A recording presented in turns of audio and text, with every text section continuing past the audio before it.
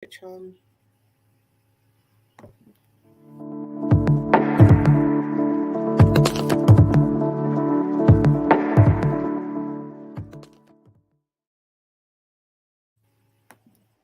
And here we are. Here we are. Here we are. Hopefully live. That's what it Across. says. That's what it says. So we're going to go with that. And welcome to everyone and anyone who is tuning in to join us today. And I must send out an apology if you had tried to access earlier. I think the time may have been shown as 11:30, which was incorrect.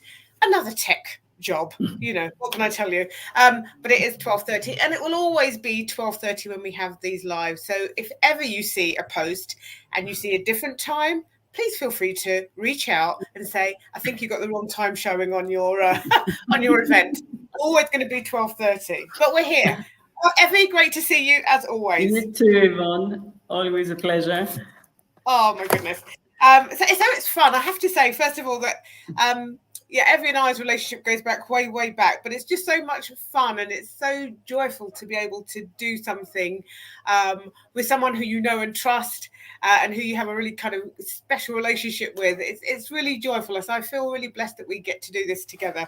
Absolutely, me too. So this week we are talking about unveiling the leader within, a journey to authentic leadership.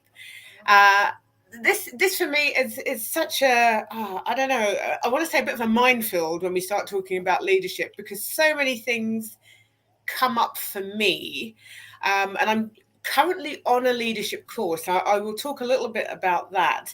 But Evie, what when you hear the word leadership, what comes up for you? What do you think about? What does that mean to you and for you? Well, I'll tell you what it means now. It used to mean somebody in business, basically.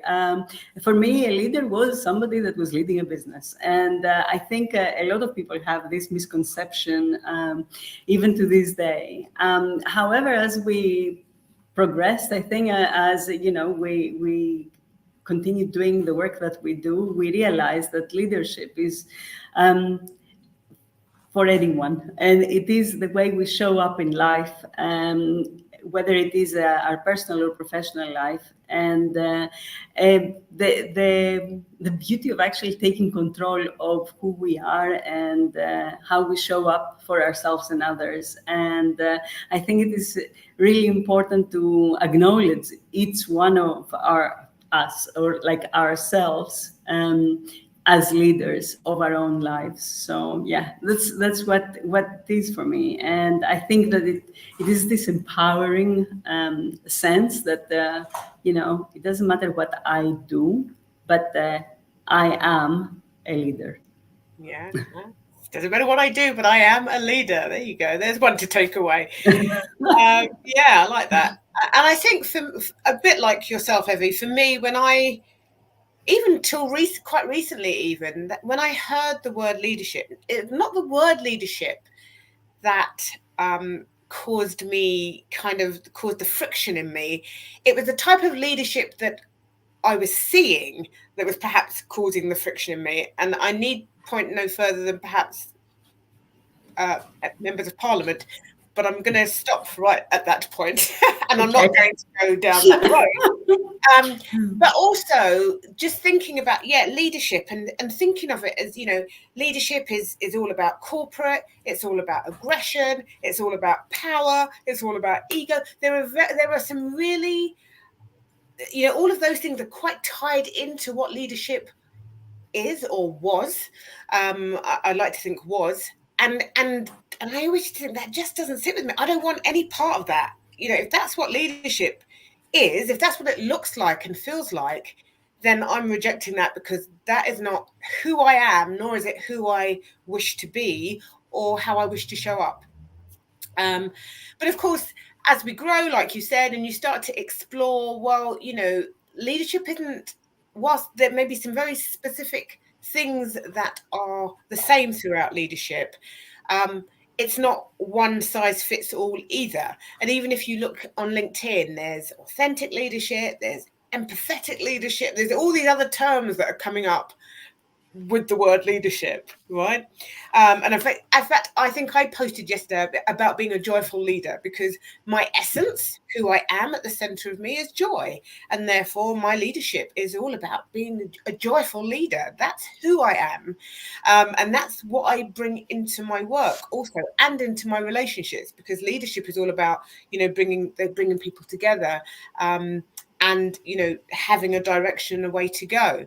But I did look up, because I really wanted to kind of reference what was available online, and I looked up McKinsey and Co, and they had stressed leadership is a set of behaviors used to help people align their collective direction, to execute strategic plans, and to continually renew an organization. Very corporate, very business. Very much However, so, yeah. they then went on to say, whether you're talking about an executive, manager, sports coach, or school teacher, leadership is about guiding and impacting outcomes, enabling groups of people to work together to accomplish what they couldn't do working individually. And I thought, yeah, now that felt much more fluid and much more accessible to everyone, so that people can realize, leaders are not a particular set of people. We all have leadership skills, and we all apply them. We apply them in our homes, potentially in the relationships we have, whether that's with our children, etc. There is an element of the leadership skills that come out.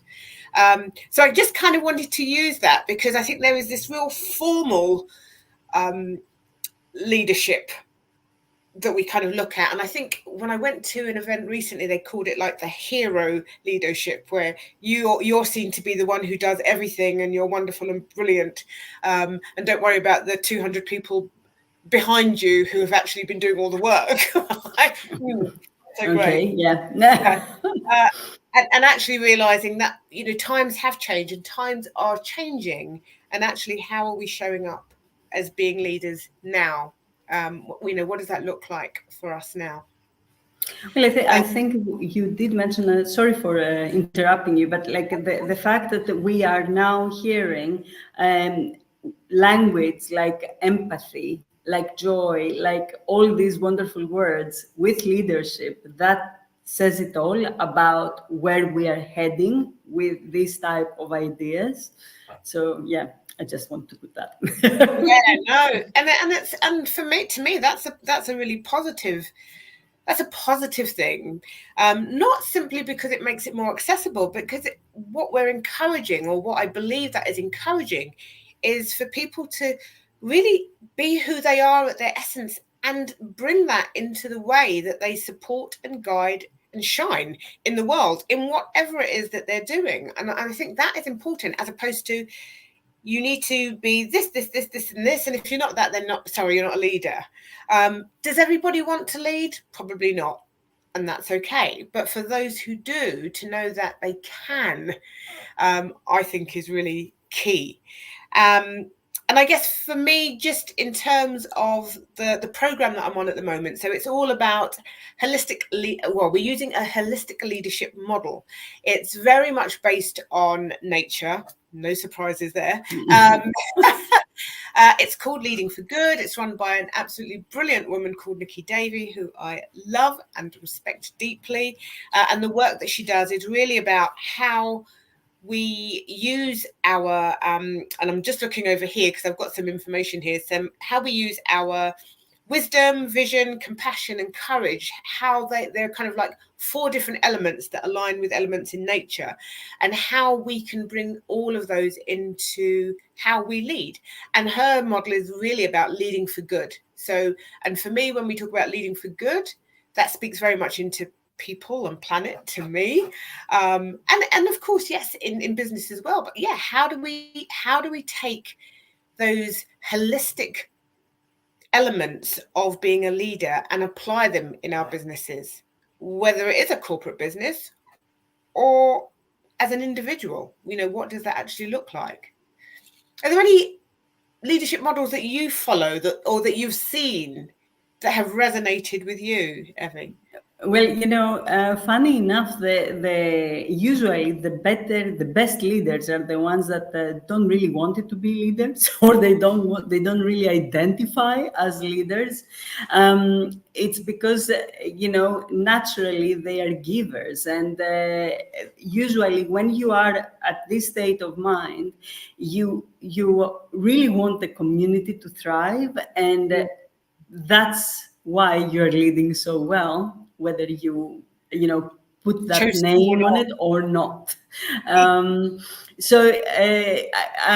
mean, I have managed the teams over periods in my life, and I've always been this type of leader. I always acknowledge that the team was like, no, I would be as good as my team. Basically, that was the Yes, bottom line. So yes, it was always about the team rather than the one person that leads.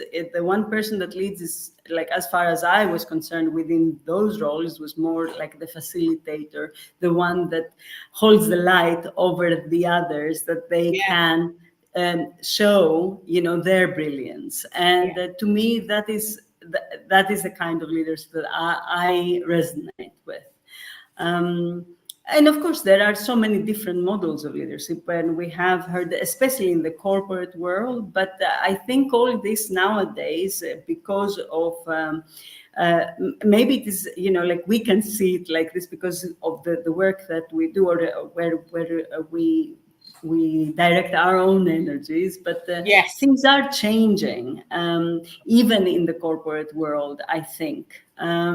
And they, like, it is understood how important it is to lead from the front, or like, to hold that light over your team. That's what yeah. I think. Yeah. Well, interestingly, and I say it's a model. I don't actually even want to call it a model because even that sounds a little bit too corporatey.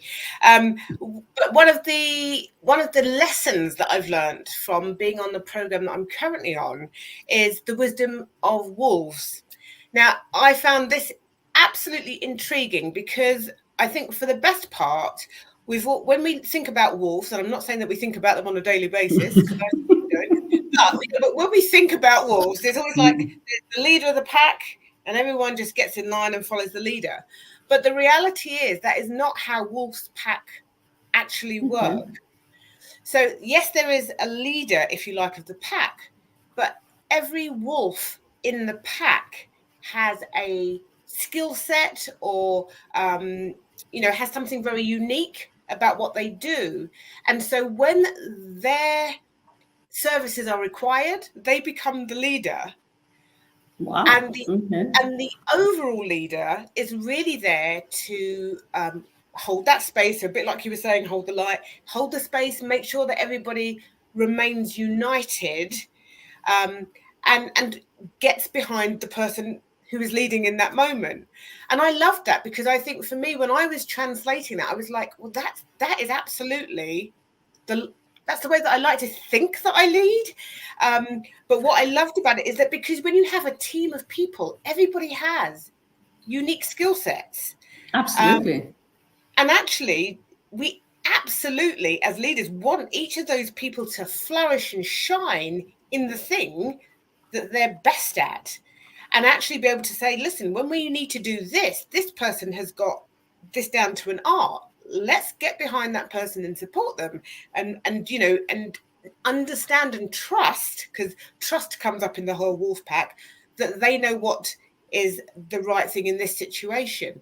And I was thinking about the G100. So when we've come together as a wing, and I've taken on this role as the UK chair of brilliant leaders. I mean, everyone in that wing is a leader within their own right. And so, who am I to dictate? So this is that change of to dictate anything. No, it's like, what's your skill set? What are you brilliant at? Where do you want to show up? And let's use that, which is why we set up the pods, as you know, Yeah, with absolutely. Yeah. pods that people can go and step into their brilliance. That means that I get to just hold the group, make sure, check in, and make sure everybody's okay, and that the the different pods are interconnecting with each other when they need to. That for me is the kind of leadership that appeals to me. Like, that just makes sense, because whoever you are as a leader, you are not the best at every single thing. Definitely not. That's my take. But I think that you see, you might not be the best at everything as a leader, but you're definitely the best at pointing out who is. And I think when you are a good leader, that is a fantastic skill, because you can. Really lead a very successful team this way, and everybody feels empowered and everybody feels valued, and everybody does their own thing and pull their own weight, which is great. And I think within women groups we tend to do more of that. Hopefully, the ego is not as strong as in male groups, and we recognize more the beauty of working together, and what we can do working together. We recognize the importance of the numbers, the power in the numbers. Yeah. I suppose it has to do with, like all the conditioning and all the things that we've experienced in the past. But it does work, and it works beautifully. And we have seen some amazing groups, like developing these days, like the G100 that you mentioned, which we are proud members of. But I mean, it is great to see this type of groups and leaders, Yes. and how they organically let things grow as well, without being there, making sure that they don't need to tell anyone what to do. They know what to do in a way. Absolutely. So And I certainly know from my experience of speaking with uh, a lot of female leaders who are in relatively, high positions and high powered positions, and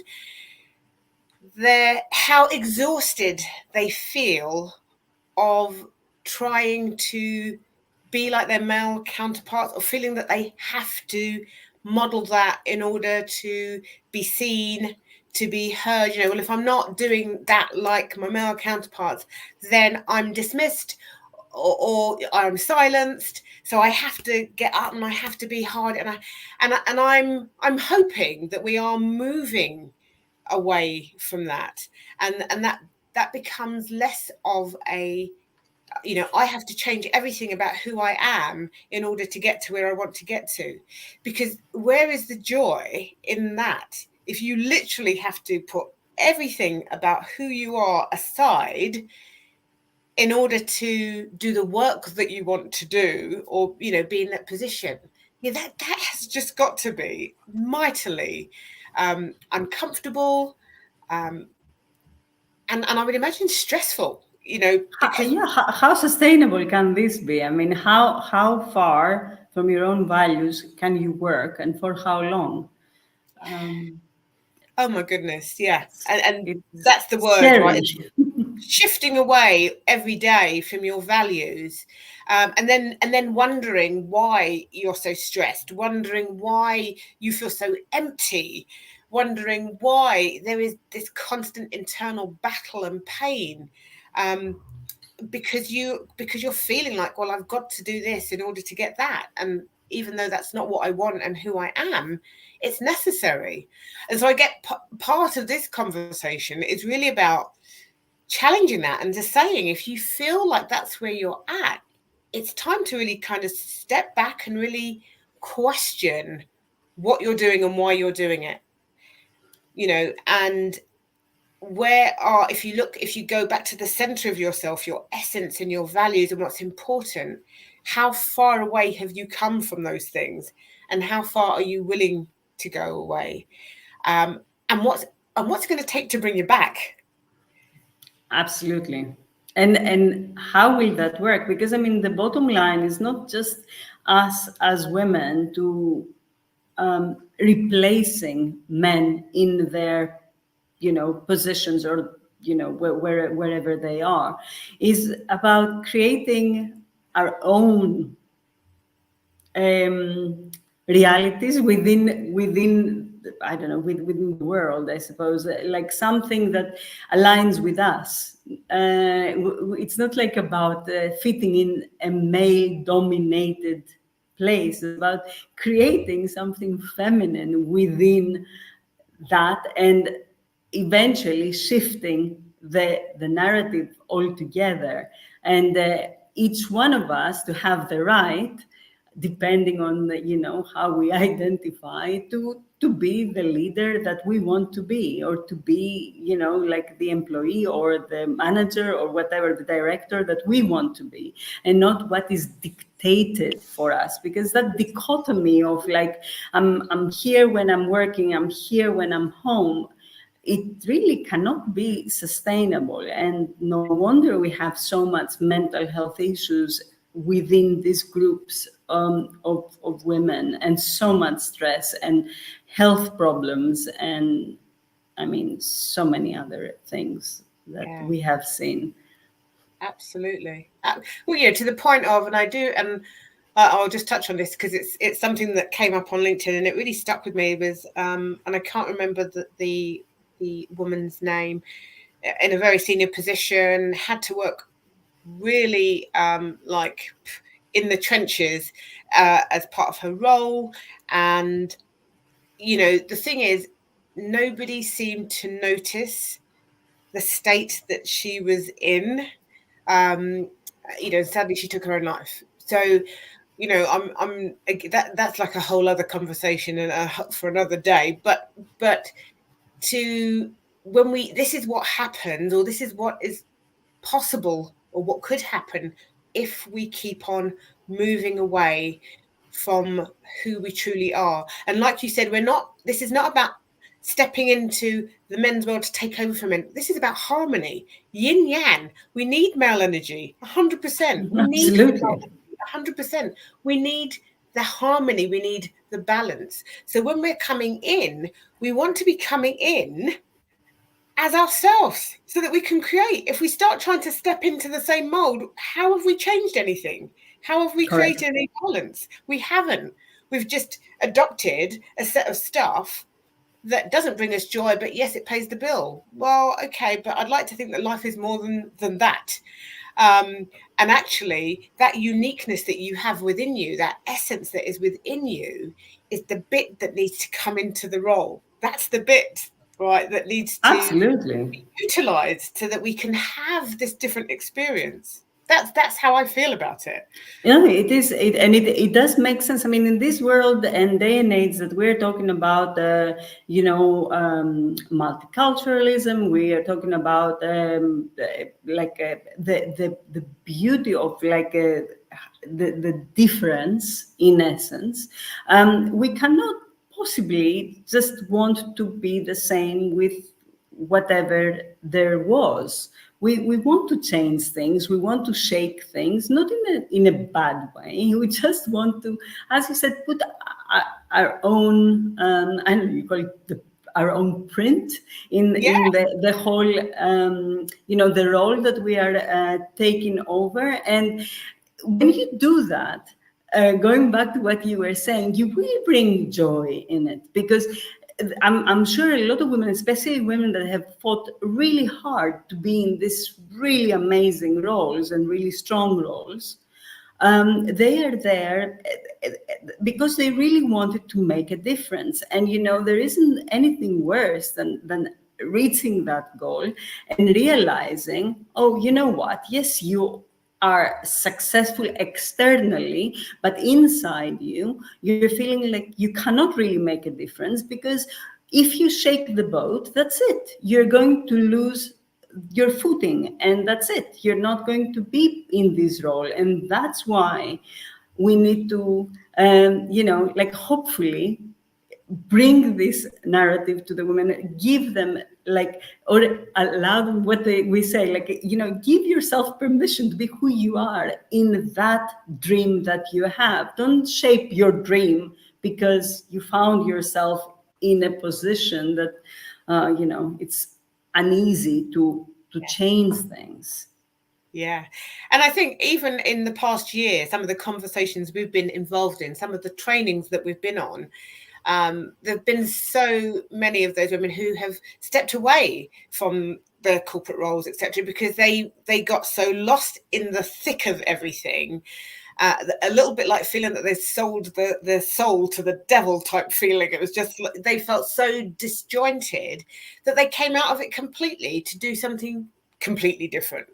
Exactly. Yeah, and that's great, because that's allowed them to come back to self. But wouldn't it be beautiful if they could have stayed in that thing that they were clearly great at, but show up being all of who they are, and not Exactly. have to conform and squeeze themselves into the square or the circle that wasn't who they were, you know?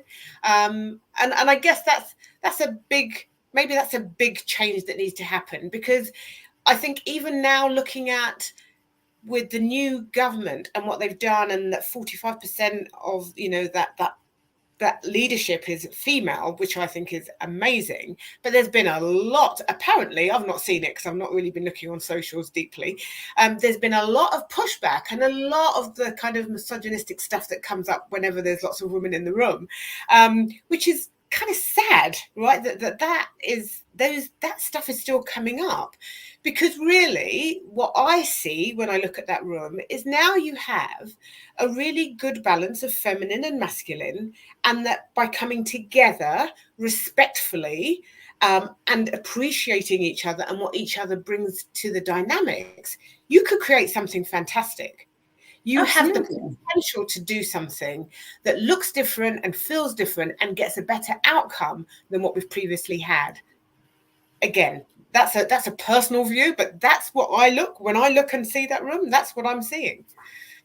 But there's the logic behind it also, you know. I mean, we've been doing the same thing for years and years and years. We had the same outcome. What do we have to do to have a different outcome? Well, you know, try something different. I mean, it's not, you know, rocket science. And we need to allow this thing to happen both, you know, like women and men in this occasion, because it's not just the men's responsibility to allow for this to happen. I think it's more our responsibility as women to take, you know, on whatever we take on like a woman, and that's that. You know, why not? Yeah. Why do we have to shrug when we think that, or say, oh, you know, maybe not, maybe, you know, we have to. That's how they always did it, so I have to Yeah. do it. No. And it comes back for me, the word that keeps on popping into my head, even as you were speaking there, is just this thing around conformity. We've got to conform. We've got to tick these boxes, because if we don't tick these boxes, then we can't get on, and we can't have, and we can't do. And I'm not saying that doesn't happen in workplaces, but it's time for it to stop. But if we don't have our say, then when do we think it's going to stop? Do we think someone's going to make it stop on our behalf? I doubt it. So we kind of have to be front and center and be vocal. Is that comfortable? Hell no. Do most of us want to do it? Probably not. But if we sit back and wait for it to just suddenly change out of the blue, we'll be sitting here till kingdom come and it won't have changed. So I want to encourage those women who are in leadership and are leading from their essence, from themselves. Please share what that has looked like and what it has taken for you to be able to do that, so that others can model it for themselves. Right. For those who have, you know, conformed and been so unhappy, and then have had to move, share those stories so that more women can understand that is probably not the best way forward. Don't go down that road, because ultimately, as human beings, our desires and our needs are to be as happy, I believe, and happy, joy. I like the word joyful, but whatever that word is, as much as we possibly can. And given the amount of time we spend in work, be that career, job, business, however you want to tell, that's a lot of time. So that's a lot of time to be miserable, if miserable is what you are. It's a lot of time to be conforming, if that's what you're doing. And then how do you break that pattern when you go home? How do you break that pattern when you're in relationships, when it's now become so deeply embedded in how you operate? Yeah. Absolutely. And you know what? I mean, coming back to our discussions about invisibility, no matter how like high up you are or what you are, like what letters you have behind your title or whatever, if you're not authentically living your leadership, you are in essence invisible. Even if you are leading a whole team, you are in essence invisible because nobody really knows who you are. And the worst part is that after doing this for too long, probably it's going to be very hard for even you to find out who you are. And I think that's very scary to even think about. Yeah. Um, so Agree. And that that's happens, and that another does form of happen. invisibility. Absolutely. And it does happen. I mean, my work is with midlife women. I hear that, or the skirtings around it a lot. It's like I've lost who I am. I don't even know who I am, because it's just been the layering, the meet the expectations, all of that, the demands, and it's just more and more layers, just so that you're literally out here with layers of stuff, and then you realize that the discomfort of it, and then you need to peel all those layers off. Can it be done? Absolutely. Is it hard work? Absolutely. Does it take time? Absolutely. Because they are ingrained. You have embodied them. Gosh, and I can speak that from my own experiences where, I've had to peel layers off of myself to get to myself. God, I'm 59 this year, and I can literally say, I am fully in touch with my essence of who I am, and I am really happy to show up that way. And who doesn't like it ain't my problem. But I would like to think that women can get there a lot sooner than that, and men. Because I'm not saying it's just for women either. I'd No, like to definitely, yeah. that can be achieved in much less time than it's taken me. But when you get there, you suddenly realize, oh my God, I wish I had known what I know now. I wish I had realized that it was okay to be fully who I am 10 years ago, 20 years ago. Wow. But it is what it is. It is what it is. Absolutely. I mean, and the good thing is that it's never too late.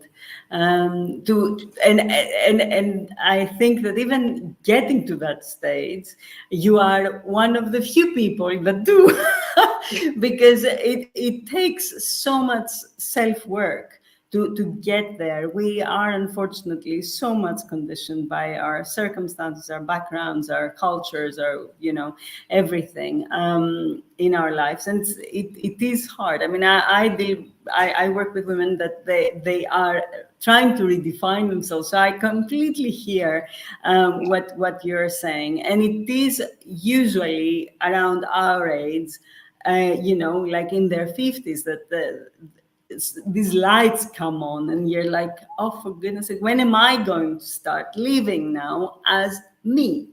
Without all the different hats, without all the different masks. And it's not easy, but it's really and definitely worth it. Absolutely. And it's doable. And Yep. and I believe that in that moment you become your true leader. That being at one with yourself. And don't, please let me just be very clear here. I'm not saying that every day is the day of being fully in that space, but most days. So for me, that's the journey, and but there's still space for more growth and change. But if you don't start, you never get there. And Absolutely. actually, to get to that place where you can just own your leadership in whatever that means to you, and however that feels to you, and however you're going to put that out into the world. But when you get to that place, but it all feels aligned and it all feels good inside. Ah, what a wonderful place and a position to be in, as opposed to that constant like pushing, gotta get there, got that forced feeling, which is just it's just too much It work. is. That is not necessary. Yeah. Any parting words, Evie? I think this is a subject that we can go on forever. It's like it is so much. There is so much meat in it and so much to unpack.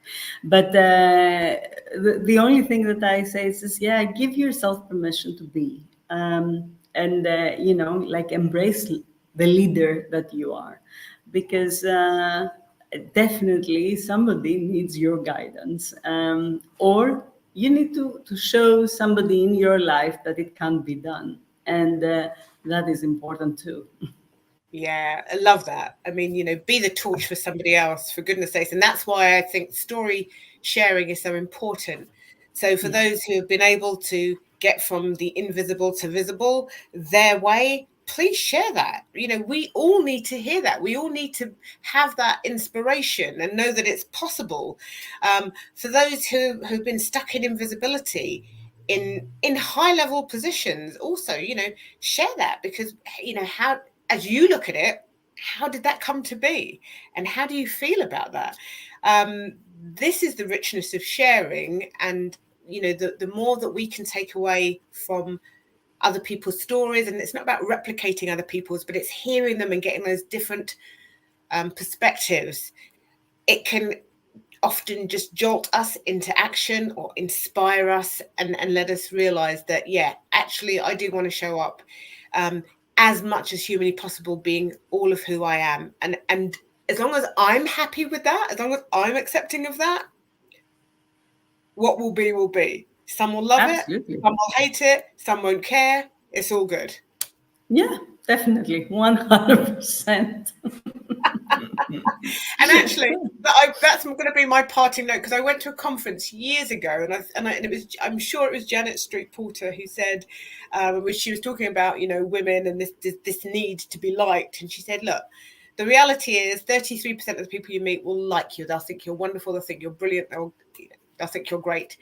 33% will be on the fence, and you might win them over, you might not. We'll see how it goes. And 33% are just going to hate you, regardless of what you say and what you do, no matter how wonderful and kind and whatever you are.